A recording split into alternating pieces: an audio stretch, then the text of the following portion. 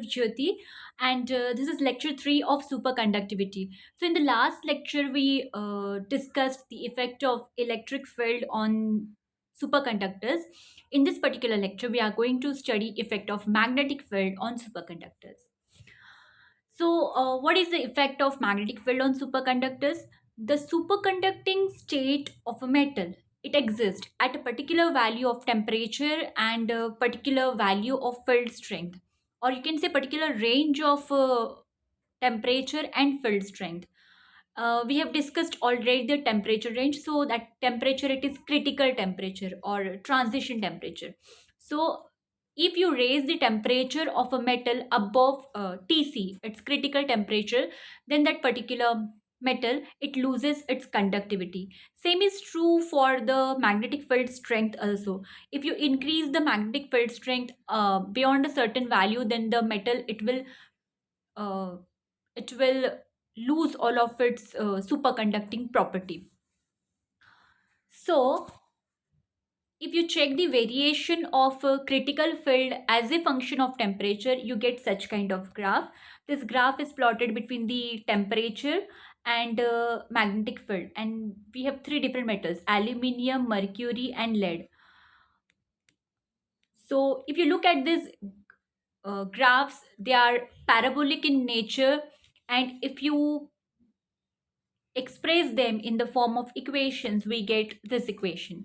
So the curves are nearly parabolic and can be reasonably represented by the relation HC. It is equals to H0 1 minus T upon Tc square, where Hc is the maximum critical field strength at the temperature T. H0 is the maximum critical field strength occurring at absolute zero, and Tc is the critical temperature, the highest temperature for superconductivity. If you increase the temperature beyond critical temperature, the material is going to behave as an ordinary conductor. So above equation defines a curve which divides the normal region of the field temperature diagram of the metal from the superconducting region. Now, if we talk about this, there is one thing which we can explain, that is paradox of superconductivity. So what is paradox of superconductivity? It is from this curves that the surprising paradox of the superconductivity arise. If you take the example of a graph of lead, check the graph of lead. For lead at absolute zero temperature, you have the magnetic field strength of the order of 650 ampere per meter. So this means that in the absence of lattice vibration, in the absence of lattice vibration, in the sense when the temperature is absolute zero, which is keys at absolute zero, an increase in the energy content of the metal, it is equivalent to a field of 650 ampere per centimeter. The energy density which is equivalent to this particular critical field, it is of the order of 10 raised to minus 7 electron volt per atom. Now look at the other situation. By contrast, suppose initially what we have taken absolute zero temperature, and for absolute zero we calculated how much is the magnetic energy which is required, that was 650 ampere per centimeter, and corresponding to that energy equivalent was 10 raised to minus 7 electron volt per atom. If we, instead of making temperature zero, if we make the magnetic field strength zero and try to calculate the critical temperature, for lead it is 7.175 K, and this corresponds to lattice energy which is equivalent to about 18 to 10 raised to minus 4 electron volt per atom. So we see that if you compare 10 raised to minus 7 electron volt per atom, which is for thermal energy, and which is for magnetic thermal energy, and if you compare this 18 to 10 raised to minus 4 electron volt, which corresponds to zero magnetic field strength. So we see that the magnetic energy which is required to raise the electrons of lead from the superconducting to the normal state is only 1 upon 10,000 of that required to normalize the superconducting state by thermal energy. So you just have to divide 10 raised to minus 7 upon 18 to 10 raised to minus 4. So you get 10 raised to minus 3 electron volt per atom.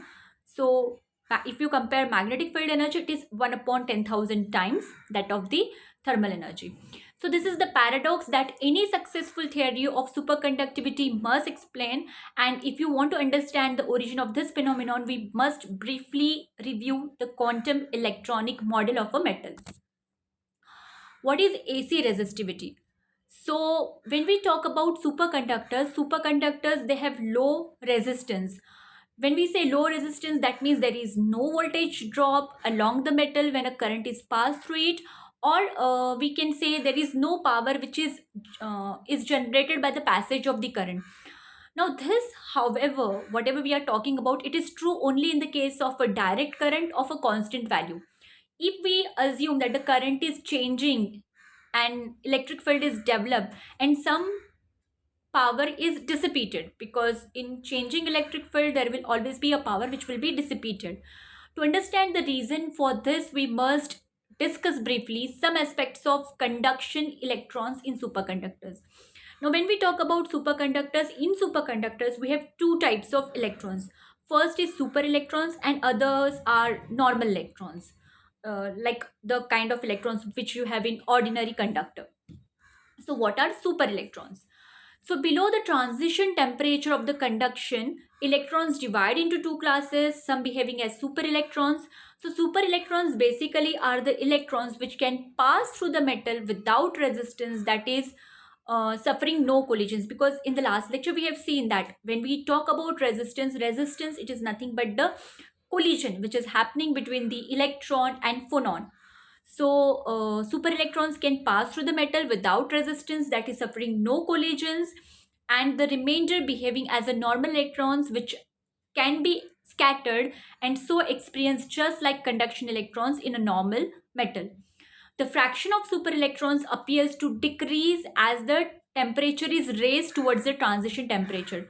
So we have a absolute zero temperature, and when we have a critical temperature between which, in this particular range, the conductor behaves as a superconductor. If you raise the temperature above critical temperature, then the conductor will behave as the ordinary conductor. So if the temperature it is more close towards absolute zero, there will be more number of super electrons, and if the temperature is more towards critical temperature, then you will have more number of normal electrons that way. Now there is a two fluid model. So at absolute zero temperature, all conduction electrons, they behave like super electrons. Why? Now see, understand the thing. Super electrons, they are in the lower energy state. Normal electrons, they are always in the higher energy state. When we talk about absolute zero temperature, at absolute zero temperature, um, we have a lesser energy, and that is how most of the electrons, they will be in a lower energy state. That is how they are super electrons. But if the temperature is raised, a few of the super electrons, they move from super electron state, energy state, to normal electron energy state, and then they behave as normal electrons. And on further heating, the proportion of normal electrons will increase. Eventually at the transition temperature, all the electrons have become normal electrons and the metal loses its superconducting property. Hence, a superconductor below its transition temperature appears to be permeated by two electron fluids, one super electrons, another normal electrons. The relative electron density in the two fluids depends on the temperature. Of course, if the temperature is close to absolute zero, you have more number of super electrons. If the temperature is close to critical temperature, then you have more number of normal electrons. This two-fluid model is suggested by thermodynamic arguments based on the results of specific heat and similar measurements on superconductors. Now, in a superconducting metal, the current can in general be carried by both normal and super electrons. However, in case of a special case of a constant direct current, all the current is carried by the superconducting electrons.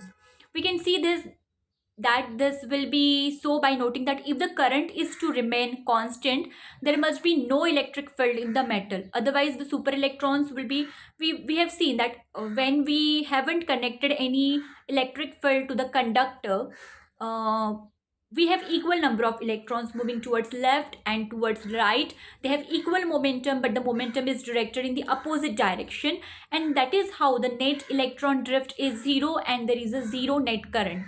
Now when we apply electric field, we have more number of these electrons which are constantly getting accelerated towards positive polarity, and that is how there will be a huge amount of current. Now at low temperature, we have more number of super electrons. So if we apply field, then more number of super electrons would continuously get accelerated towards the field, and the current would increase indefinitely. Now if there is no field, there is nothing to drive the normal electrons on, so there is no normal current. We see therefore that for a constant value of total current, all the current is carried by super electrons only. Now, why the supercurrent does not arise instantaneously? So when we have applied field to the superconductor, we think that the supercurrent should arise instantaneously, but this is not happening. A superconducting metal is like two conductors which are in parallel, one having a normal resistance and the other zero resistance. We can say that super electrons short circuit the normal electrons. So if I want to put this another way, if we suddenly apply a voltage source such as battery across a superconductor, the current tends to rise to infinity, but is in fact limited by the internal resistance of the source. While the current is changing and the electric field must be present to accelerate the electrons, electrons do, however, have a small inertial mass, and so the supercurrent does not arise instantaneously, but only at the rate at which the electrons accelerate in the electric field. So there will be some lag. If we apply an alternating field, the supercurrent will therefore lag behind the field because of the inertia of the superelectrons. Hence, the superelectrons present an inductive impedance, and because there now is an electric field present, some of the current will be carried by the normal electrons as well. The current is not therefore carried entirely by the superconducting electrons as in the DC case, because we have seen that in the DC case, all the current it is carried by super electrons. They are constantly accelerated in the field and they carry the current indefinitely. Of course, normal electrons also have an inertial mass. By the resulting inductive reactance is completely swamped by the resistance resulting from their being scattered in the metal, because we know that normal electrons, they have enough thermal energy, because they not at absolute zero we have only super electrons, normal electrons very less. But now suppose you are towards transition temperature, then we have a normal electrons also there, and this normal electrons, there is a possibility that these normal electrons are colliding with the phonons also. So as the temperature is above absolute zero, few degrees above absolute zero, the thermal energy will be there and there is a probability for scattering. But that is not happening in case of super electrons, because super electrons, they exist at low temperature only, where this phonon, lattice vibrations, keys and phonons, they don't have enough energy to collide with the super electrons. We can in fact represent the bulk properties of a superconducting metal by a perfect inductance in parallel with a resistance. The fraction of the current diverted through the normal electrons dissipates power in the usual way. The mass of the electron is, however, extremely small, so the inductance due to their inertia is also extremely small. The inductance in Henry of a typical semiconductor due to inertia of its superconducting electrons is only 10 raised to minus 12 of its normal resistance in ohm. So at 1000 hertz, for example, only about 10 raised to minus 8 of the total current is carried by the normal electrons. So you know that most of the current, it is carried by the super electrons only. What happens when an applied field of high frequency is applied? If the frequency of the applied field is sufficiently high, a superconducting metal, it will behave like a normal metal. How? This is because superconducting electrons are in lower energy state, and because of the frequency, high frequency of the applied field, this electrons in the lower energy state, super electrons in the lower energy state, they will interact with the photon, they will gain energy and they will go to the excited state, which is where they will behave as a normal electrons. So the super electrons basically, they get excited into the higher state where they behave as a normal electrons. This happens, however, at a frequencies which is greater than about 10 raised to 11 hertz. So the frequency should be very high for the superconductor to behave as an ordinary conductor when we are saying this. The behavior of a superconductor at optical frequencies is therefore no different from that of a normal metal, and there is, for example, no change in the visual appearance of a superconductor as it is cooled below its transition temperature. Now, critical currents. The magnetic field which causes a superconductor to become normal from a superconducting state need not necessarily by an external applied field. It may arise as a result of electric current flowing in a conductor.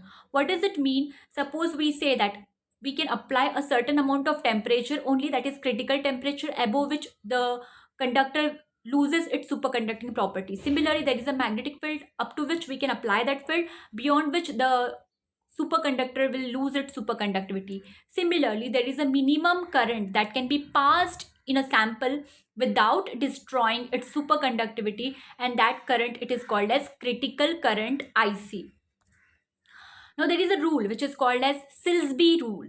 If a wire of radius r of a type 1 superconductor carries a current I, there is a surface magnetic field Hi which is given by half pi r associated with the current. If Hi exceeds Hc, that is the critical value of magnetic field strength, the material will go normal.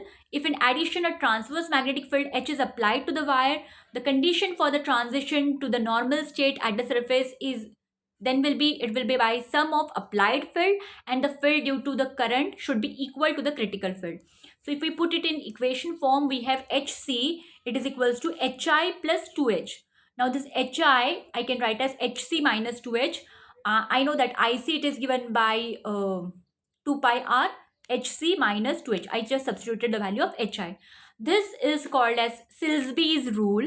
The critical current Ic, if you look at this equation, the critical current IC will decrease linearly with increase of applied field until it reaches 0 at H equals to Hc by 2. If I substitute H equals to Hc by 2 over here, this IC will become 0. And if the applied field is 0, that is H is the applied field. If that is 0, then I get critical current IC, it is equals to 2 pi r Hc. So this is about all about the effect of magnetic field on the superconductors. Thank you. Thank you so much.